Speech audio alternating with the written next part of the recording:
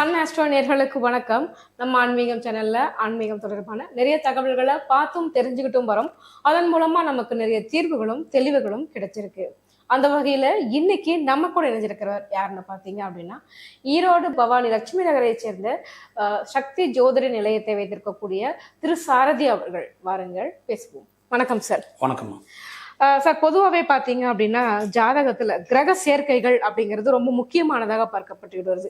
So இந்த மாதிரியான கிரக சேர்க்கைகள்லாம் அமைஞ்சிருச்சு அப்படின்னா சூப்பர்ப்பா, லக்குக்கு ரொம்ப யோகாதிபதி அப்படின்னு கூட சொல்லலாம். நிறைய லாட்ரி சீட்ல பணம் வந்துச்சு அப்படின்னு சொல்லுவாங்க. இந்த மாதிரி திடீர்னு லாட்ரி அடிக்கிறது, திடீர்னு ஒரு பணம் வர்றது, எங்கேயோ நமக்கு சொத்தே இருந்திருக்காது, திடீர்னு யார் மூலியமாவும் உங்களுக்கு அங்கே சொத்து இருக்குது, வித்து பணத்தை எடுத்துக்கோங்க, இந்த மாதிரி திடீர்னு ஒரு அதிர்ஷ்டம் வர்றது, லாட்டரியில பணம் வர்றது, இதெல்லாம் எந்த கிரகத்தோடைய காரகத்துவம் சார்?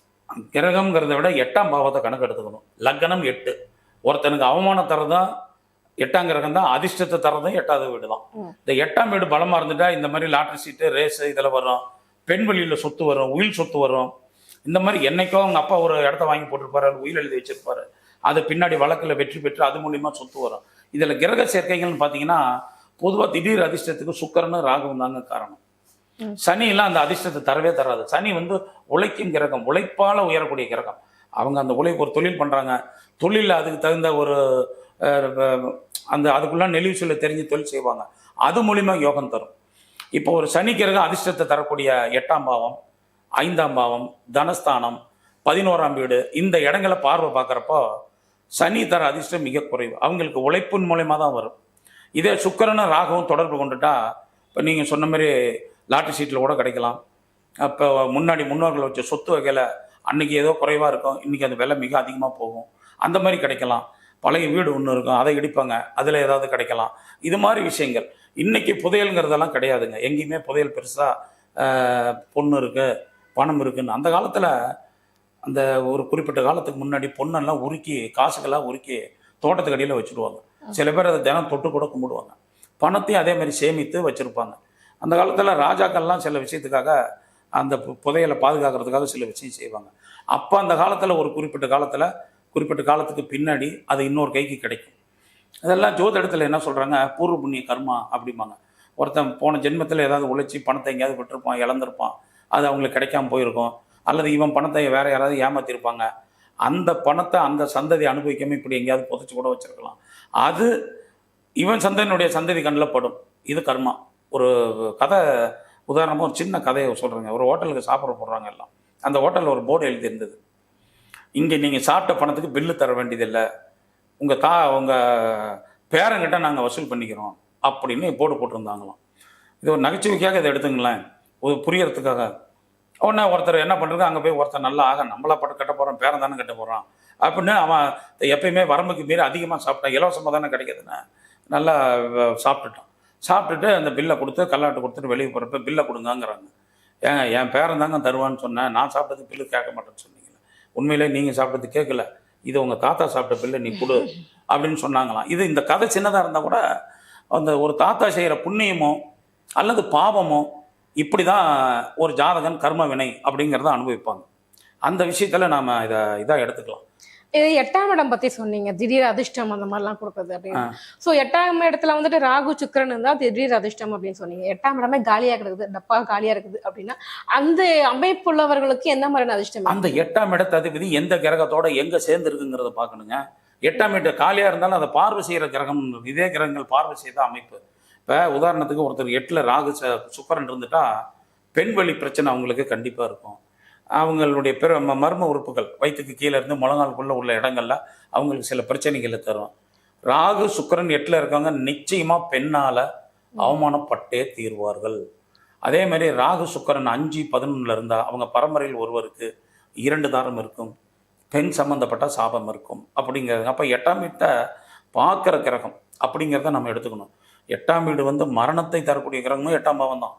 8ல் பாவகிரகங்கள் சனி, ராகு, செவ்வாய் இந்த மாதிரி காம்பினேஷன் 8ஆம் பாவத்தை தொடர்பு கொண்டு சுவர் பார்வை இல்லைன்னா அவங்க பரம்பரையில் பெரும்பாலும் இறப்பவர்கள் இயற்கைக்கு மாறுபட்ட முறையிலே தான் இருப்பார்கள். இயற்கைக்கு மாறுபட்ட முறைனா தன் உயிரை தானே மாய்த்து கொள்வது, அதாவது தற்கொலை, விஷம் தீண்டி இறத்தல், வெட்டுக்காயம்பட்டு இறத்தல், அடிபட்டு இறத்தல். செவ்வாய், சனி, ராகு இதெல்லாம் 8ஆம் பாவத்தோட தொடர்பு கொண்டாலே அவங்க குடும்பத்தில் ஒருத்தர் ரத்தம் செஞ்சு தான் இறப்பாங்க. அதே மாதிரி இதே கிரகங்கள் 12ஆம் பாவத்தில் தொடர்பு கொண்டா 12ஆம் பாவங்கிறது மோட்சம், அயன சயன சுகம். அவர்களுக்கு குரு பார்வை இல்லைன்னா தாம்பத்திய வாழ்க்கை பிரச்சனை ஏற்படும். அவங்க குடும்பத்தில் இந்த 12ஆம் பாவத்தில் இப்படி ஒரு கிரக அமைப்பு இருந்துருச்சுன்னா அவங்க பரம்பரையில் ஒருவர் வீட்டில் மரணம் அடைந்திருக்க மாட்டார்கள். அது ஹாஸ்பிட்டலில் இறந்துருக்கலாம், வேற எங்கேயாவது போய் இறந்துருக்கலாம், அல்லது எங்கேயோ போய் இறந்துட்டாங்க, அவங்கள பற்றி எங்களுக்கு தகவல் தெரியல, இப்படிங்கிற நிலை கூட இருக்கலாம். அப்போ இந்த பாவகரங்கள் எந்த இடத்தை தொடர்பு கொள்ளுதுங்கிறத பொறுத்து தான். 8, 12க்கு இதே பாவகரங்கள் இப்படி பலன் தருதுன்னா, இதே 3, 6, 11 இந்த கிரகம் இணைந்தா அது ராஜயோகம். சின்ன வயசில் அவங்களுக்கு மிகப்பெரிய அவமானத்தை கொடுத்து மிகப்பெரிய அனுபவத்தை கொடுத்து அவர்களை உயர்த்தி விடும். இப்போ 6ஆம் பாவத்தில் பாவிகள் இருந்தாலும் பாவிகள் பார்த்தாலும் அந்த பாவம் நசிந்து விடும். 6ஆம் பாவங்கிறது எதிரி, 6ஆம் பாவங்கிறது கடன், இந்த மாதிரி வழக்கு, வம்பு, நோய் அப்படிங்கிற இதுக்கெல்லாம் இந்த 6ஆம் பாவத்தில் கிரகம் இருந்தால் இந்த பாவங்கள் கெடும். ஆனால் 6ல் பாவிகள் இருக்கப்ப கடுமையான நோய்களை தருகிறது. இந்த பாவத்தில் ஏதாவது ஒன்று, அதாவது 6ஆம் பாவத்துக்கு ஒரு காரகத்துவம் பல இருக்குது. ஒவ்வொரு பாவத்துக்கும் ஒரு காரகத்துவம் இருக்குது. ஒருத்தர் வாழ்க்கையில் கடனே இருக்காது, ஆனால் நோய் வாய்ப்படுவார்கள், நோய் இருக்கும். எதிரிகளால் வருமானம் வர்றது 6, 2, 10 தொடர்பு இருந்தால் அவர்களுக்கு எதிரிகளால் வரணும். இந்த மாதிரி இருப்பவங்க பெரும்பாலும் முதலீடு போட்டு தொழில் செய்யக்கூடாது. பெரிய அளவில் மூலதனம் போட்டு, அதான் மூலதனம்னா சின்னதாக போட்டுக்கலாம், கைத்தாங்க ஒரு தன்னை சமாளிக்கக்கூடிய அளவிற்கு இந்த மாதிரி விஷயங்கள் இருக்கலாம். இப்போ உங்களுக்கு இன்னொரு கிரக சேர்க்கை சொல்கிறேங்க. இந்த செவ்வாய் ராகு அப்படிங்கிறது 6ஆம் பாவத்தோடைய லக்னத்தோட தொடர்பு கொண்டா அவங்க தன் தகுதிக்கு மீறி கடன் வாங்கவே கூடாது. அதனாலே அவங்களுக்கு பாதிப்பு ஏற்படும். லக்னம் 6 செவ்வாய் இதெல்லாம் 8ஆம் பாவத்தோட தொடர்பு கொண்டா தற்கொலை செய்திக்கிறவங்க ஜாதகத்தெல்லாம் பார்த்தீங்கன்னா இப்படி இருக்கும். ஓகே, செவ்வாய் ராகு, செவ்வாய் ராகு சனி இந்த மாதிரி கிரகங்கள் 6, 8 அதோட லக்னம் சம்பந்தப்படும். ஓகே. அதே மாதிரி கிரக சேர்க்கை பத்தி பேசும்போது பாத்தீங்க அப்படின்னா அந்த சூரியன் சனி கிரக சேர்க்கை அப்படின்னு சொல்லுவாங்க. அது ஒரு சிலருக்கு யோகமாகவும் அமையும் அப்படின்னு சொல்லுவாங்க. இந்த சூரியன் சனி கிரக சேர்க்கை வந்து யாருக்கு யோகமாக அமையும், யாருக்கு பாதகமாக அமையும்? சிம்ம ராசிக்காரர்கள் அல்லது சிம்ம லக்கணத்துக்காரர்களுக்கு சூரியன் ஆட்சி பெற்ற கிரகம். அப்போ அந்த இடத்துல சனி பார்வை, கும்பத்திலிருந்து சனி பார்வை, இது 2 ஆட்சி யோகம்னா யோகம் தரும். ஆனால் தந்தை மகன் உறவை கெடுத்து விடும் அல்லது தந்தையவே கெடுத்துடும். சனி சூரியன் சேர்க்க இருக்கவங்க அரசியல், அரசு துறையில் மிக புகழ்பெற்றவர்களாக வருகிறார்கள். சனி சூரியன் சேர்க்க இருந்தால் அரசு உத்தியோகமே கிடைக்கும். ஏன்னா தந்தை மகன் அப்படிங்கிற காரகத்துவம் அது. ஆனால் ஏன் இந்த கிரகங்கள் 2ம் பகையாக இருக்குது? அப்பா மகன் தானே, ஏன் இது 2ம் பகையை தருது அப்படிங்கிறதான் விஷயம். இந்த சூரியன் நெருப்பு, சனிங்கிறது காந்த சக்தி. இந்த நெருப்புகள் காந்தத்தை நெருப்பில் வைக்கிறப்ப என்ன ஆகுது, அது கொஞ்சம் பாதிப்பாயிடும். தண்ணி, நெருப்பு இந்த இடங்கள்லாம் போகிறப்ப. அதனால தான் இந்த சனி சந்திரன் சேர்க்கையே கூடாது அப்படிங்கிறாங்க. யோகம் மிகுந்த யோகம் அப்படிங்கிறது தருதுன்னா, இப்போ ஒருத்தருக்கு மேஷ லக்கணமாக இருந்து அங்கே சனி நீச்சம் அடைஞ்சிடுச்சு, ஐப்பசி மாதம் அவர் பிறந்திருக்கார். அங்கே துலாத்தில் சூரியன் நீச்சம்னா இங்கே நீசப்பங்க ராஜயோகம். இந்த நீசப்பங்க ராஜயோகம் மிகப்பெரிய யோகத்தை தந்துடும். ஆனால் 5ஆம் இடமோ பாதகஸ்தானமோ அந்த இடத்துல பார்வை, சமசப்தமான பார்வை. 5ஆம் இடங்கிறது புத்திரஸ்தானம், பூர்வீகம், அதிர்ஷ்ட வாய்ப்புகள் இதெல்லாம் குறிக்கக்கூடிய இடம். இதை அதுக்கு எடுக்கும். புத்திர வகையில் பிரச்சனையை தரும், பூர்வீக சொத்துல இருக்க முடியாது, இது மாதிரி விஷயங்களை இந்த கிரகம் தரும். லக்னத்தை பொறுத்து தான் எல்லாமே. சூரியன் எந்த கிரகத்தோட, இப்போ சனி சூரியன்கிறதே பகை கிரகம். இது எப்படி பார்த்தாலும் சேர்ந்தாலும் துன்பம் தான். இப்போ யோகம், அதாவது அரசு வேலையில் இருக்காங்க, அரசியலில் இருக்காங்க, அதெல்லாம் யோகம். ஆனால் அந்த காரகத்துவத்தை கெடுக்கும். சனிங்கிறது ஆயுள் பாவம், சூரியன் அப்படிங்கிறது ஜாதகருக்கு உத்தியோக பாவம். இந்த ஆன்ம பலம் உள்ளவர்கள், அதாவது சூரியன் கெடாமல் இருந்துட்டா அந்த குரு சூரியன் பார்த்தா அவன் நேர்மையான மனிதன், சிவராஜ யோகம், இப்படி ஒரு யோகம் இருக்குது. இதே சனி சூரியன் பார்த்துட்டா இந்த மாதிரி அந்த தன்மையை, ஜாதகனுடைய தன்மையை கெடுத்துடும். சூரியனுடைய காரகத்துவம் அனைத்தையும் கெடுத்துடும். இந்த மாதிரி விஷயம் இருக்க. யோகங்கிறது 3, 6, 9, 11 இந்த இடங்கள்ல இந்த சூரியன் சேர்க்கை அப்படிங்கிறது இருந்தால் ஓரளவுக்கு நன்மை தரும். அதே மாதிரி பார்த்தீங்க அப்படின்னா பணம் வந்து நம்ம வந்து சம்பாதிக்கிறோம், அதை வந்து சேர்த்து வைக்கணும் அப்படின்னா கூட ஒரு அதிர்ஷ்டம் வேணும், ஒரு நல்ல கிரக அமைப்பு இருக்கணும். ஸோ சம்பாதிக்கிற பணத்தை சேர்த்து வைக்கக்கூடிய கிரக அமைப்பு என்னது, யாருக்கெல்லாம் அந்த வாய்ப்பு கிடைக்கும்? நம்ம ஜோதிட விதிகளைங்க இப்படி கிரகம் சேர்க்கை இப்படி கிரகம் சேர்க்கை விட அதுக்கு ஒரு எளிமையான உதாரணத்தை சொல்லிட்டா புரியும். அதனால தான் உதாரணத்தை சொல்லி சொல்லி அல்லது கதைகளை சொல்லி நமக்கு அந்த காலத்தில் எல்லா விஷயத்தை புரிஞ்சு வச்சாங்க. தண்ணியில் ஒரு பொருளை போட்டால் அது தன்மை மாறும், ஆனால் நெருப்பில் போட்ட பொருள் அந்த நெருப்பாகவே ஆயிடும். நெருப்பில் போட்ட எந்த பொருளும் அதனுடைய தனித்தன்மையை இழந்துடும். அது மாதிரி லக்னம் 2ஆம் பாவம், இந்த பாவகிரகம்னு சொல்லக்கூடிய சூரியன், செவ்வாய், ராகு, சனி, இந்த கிரக தொடர்பு 2, 8 இந்த மாதிரி இடங்கள்ல இருந்தால் பணத்தை அவங்களால சேமிக்க முடியாது. இப்போ ராகு செவ்வாய் ஒருத்தருக்கு 2ல் இருக்குது, அப்படின்னா லக்னம் 2 இந்த இடங்கள்ல இருக்கப்போ அந்த பேச்சு அவர்களுக்கு கடுமையாக பாதிக்கும். பேச்சு அவங்க பேச்சு ரொம்ப கர்ண கடூரமாக பேசுவாங்க. ரொம்ப ஒரு இதாக பேசுவாங்க பாருங்க. பார்த்தோன்னே பயங்கரமாக இருக்கிற மாதிரி. அதே மாதிரி 2ஆம் பாவத்தில் ராகு சனி சேர்க்கை இருக்கவங்க முகத்தை பார்த்தீங்கன்னா ஒரு பார்த்தோன்னே பயங்கரமாக இருக்கும், அல்லது எண்ணெய் வடியும், அல்லது ஒரு கருப்பாக ஒரு இதாக இருப்பாங்க. அதாவது கருப்புங்கிறது அந்த இடத்துல குறையா சொல்ல, எண்ணெய் பிசுபிசுப்பு இருக்கும். எவ்வளவு ஃபேஸ் வாஷ் பண்ணாலும் அவங்களுக்கு அந்த அந்த இந்த மாதிரி ஒரு தன்மை இருக்கும். எப்பயுமே பார்த்தா ஒரு எண்ணெய் பிசுபிசுப்போடைய ஒரு இதோடையே இருப்பாங்க. கொஞ்ச நேரம் வெயில் நின்னா வேர்வை ஊற்றும். இந்த மாதிரி இருக்கிற கிரக அமைப்பு. அப்போ இந்த 2ல் பாடுபட்டு சேத பணம் தங்கணுங்கிறதுக்கு 2ஆம் பாவம் சுத்தமாக இருக்கணும். 2ஆம் பாவத்தை சுபகிரகம் பார்க்கணும். 2ஆம் பாவாதிபதி நல்ல இடத்தோட தொடர்பு இருக்கணும். இப்போ 2ஆம் பாவமும் 12ஆம் பாவத்தில் சுபர்கள் குரு, புதன், சந்திரன், வளர்பிறை சந்திரன், இந்த மாதிரி சுபகிரகங்கள் சேர்க்கிறப்போ அவன் பணத்தை நல்ல முறையில் சேமிப்பான். சிலருக்கு பணம் பெருகும் ஆற்றல் சிலருக்கு இருக்கும். கட்டடத்து மேலே கட்டடம் கட்டுவாங்க, கன்ஸ்ட்ரக்ஷன் தொழில் கட்டுவாங்க, தொட்டதெல்லாம் இதாக இருக்கும். உணவு தொழில், இந்த மாதிரி தொழிலெலாம் செயின் லிங்க் பிஸ்னஸ் வைப்பாங்க சில பேர். ஒரு தொழிலில் இவன் இத்தனை பெரிய கோடீஸ்வரனா வருவான் அப்படின்னு சொல்லலாம் மொழிகை. எத்தனை கோடி சம்பாதிப்பான் அப்படிங்கிறத ஜோதிட சாஸ்திரத்தில் எந்த விதிகளும் சொல்லப்படலை. இவன் லட்சத்தில் சம்பாதிப்பான், இவன் ஆயிரக்கணக்கில் சம்பாதிப்பான், இவன் நூற்றுக்கணக்கில் சம்பாதிப்பான் அப்படின்னு சொல்லலாமே ஒழிய இத்தனை கோடி சம்பாதிப்பான், இத்தனை லட்சம் சம்பாதிப்பான், இத்தனை ஆயிரம் சம்பாதிப்பான் அப்படிங்கிற கிரக அமைப்புகளை, பணத்தை துல்லியமாக சொல்கிறக்கூட கிரக அமைப்புகள் ஜோதிட சாஸ்திரத்தில் இல்லை.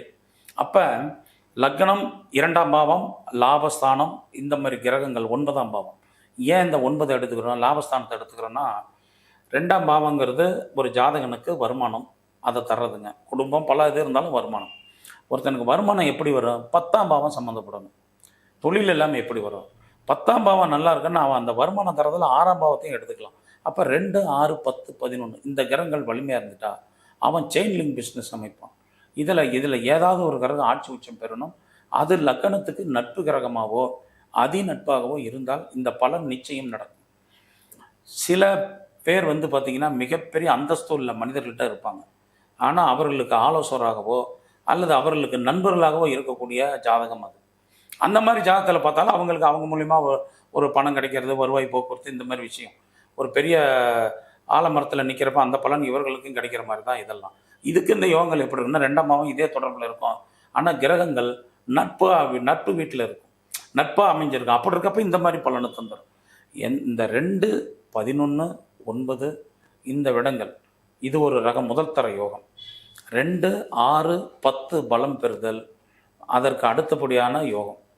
இந்த யோகங்களில் லக்னாதிபதி உடன் இருப்பது, அந்த லக்னாதிபதியோட நட்பு கிரகங்கள் சேர்ந்து இருப்பது தான் பலனத்தை தரும். எந்த ஒரு யோகத்துக்கும் தோஷத்திற்கும் லக்னம் சம்மந்தப்படாமல் அந்த தோஷமோ அந்த யோகமோ அந்த ஜாதகன் அனுபவிக்க மாட்டான். கண்டிப்பா. ஒரு சிலர் பாத்தீங்க அப்படின்னா ஒரு சில தொழில தொட்டாலே அப்படியே பொண்ணாயிடும். அதாவது சொல்லுவாங்க, இந்த குரு அம்சம் இருக்கிறவங்க எந்த வேலை செஞ்சாலும் அவங்க சும்மா ஒரு செங்கல் எடுத்து கொடுத்தா கூட மாட மாளிகை கட்டுவாங்கன்னு கேள்விப்பட்டிருக்கும். ஸோ இந்த கிரக சேர்க்கை இருக்கிறவங்க இந்த மாதிரியான தொழில் செஞ்சாங்க அப்படின்னா சூப்பரா வரலாம். அப்படின்னா எந்த கிரக சேர்க்கை என்ன தொழில் பண்ணலாம்? இந்த தொழில் ராசிக்கு சுக்கிரனை தான் முதல்ல எடுத்துக்கணும், குருவை எடுத்துக்கணும், சந்திரனை. இதில் சந்திரன்கிறது வளர்பிறை சந்திரனா இருக்கணும். இப்போ ஒரு கேள்வி மட்டும் கேட்டுறேன், சந்திரன்ல வளர்பிறை சந்திரன் மட்டும்தான் சுபகிரகமா, தேய்பிறை சந்திரன் சுபகிரகம் இல்லையா? தேய்பிறை சந்திரன் அது இப்போ சேர்ற குருவை பொறுத்து, குரு சுபகிரகம் பார்வை இருக்கு, சுக்கிரன் பார்வை இருக்கு, இந்த மாதிரி இருந்தால் ஓரளவுக்கு சுப பலன் தரும். ஆனால் தேய்பிறை சந்திரன் பாவி அப்படிங்கிறாங்க. இரவில் பிறந்தவர்களுக்கு தேய்பிறை சந்திரன் சுபராகுது, பகலில் பிறந்தவருக்கு வளர்பிறை சந்திரன் சுபர். இது ஜோதிட சாஸ்திரத்தில் சொல்லப்பட்டிருக்கு. இப்ப நீங்க கேட்ட கேள்வி இருக்கீங்களா, எந்த கிரகம் தொடர்பு கொண்டா ஒருவர் தொட்டதெல்லாம் பொன் அப்படிங்கிறதுக்கு ஒரு உதாரணத்தை சொல்றேன். அந்த மனிதர் தமிழ்நாடு உலக புகழ் பெற்றவர், தமிழ்நாட்டில் மிக புகழ் பெற்றவர். கலைத்துறையில் வரத்துக்கு முன்னாடி மிக மிக மிக சிரமப்பட்டவர்.